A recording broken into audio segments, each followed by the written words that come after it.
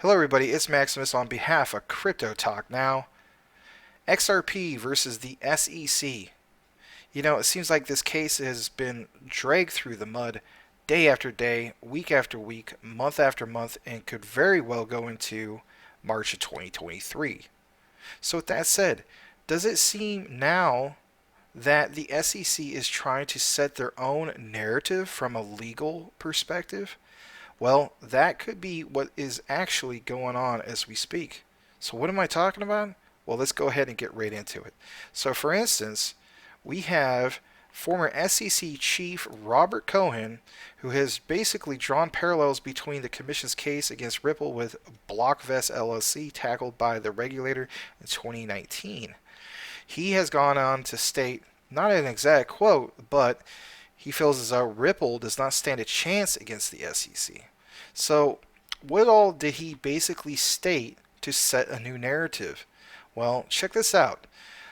In this particular video clip that was released on July 1st, he's basically responded to a question about the implications of the SEC losing potentially to Ripple.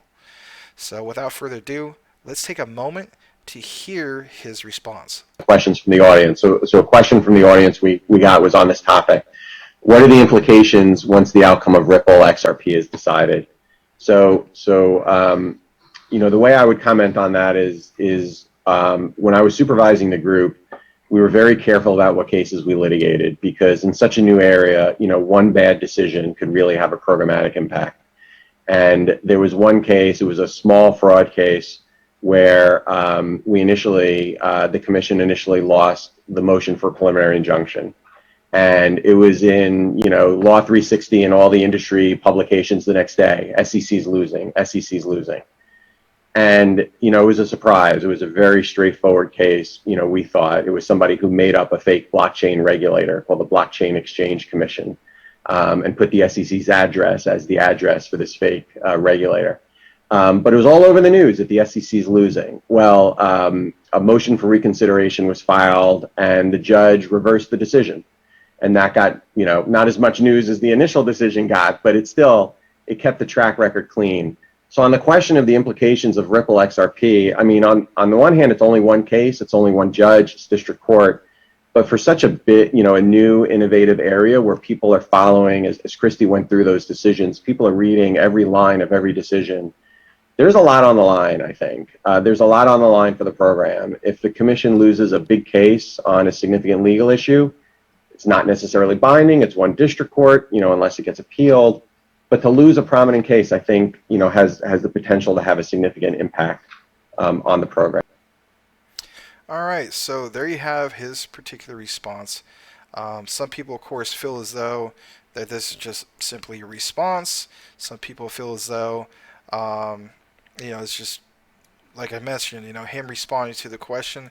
But don't you find it awfully convenient that at this point you see, for instance, somebody who's a former chief regulator from the SEC come out with statements like this?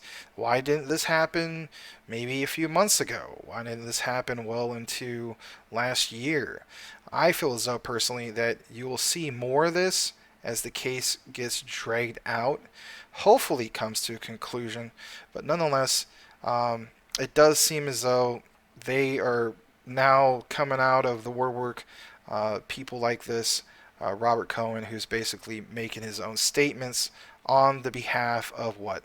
The SEC. Because at the end of the day, people from the SEC can't make official comments, at least regarding the case, because it's an ongoing what? Legal case. You're not allowed to speak on behalf of that, just like you wouldn't be able to speak on behalf of any legal case that was currently going on. So with that said, let me know what you guys think in regards to this. Do you think it's just weird timing, bad timing, or convenient timing in that regard? I would love to hear from you. Like, comment, and subscribe if you haven't done so already. May you all have a blessed day, and we'll see you on the next one.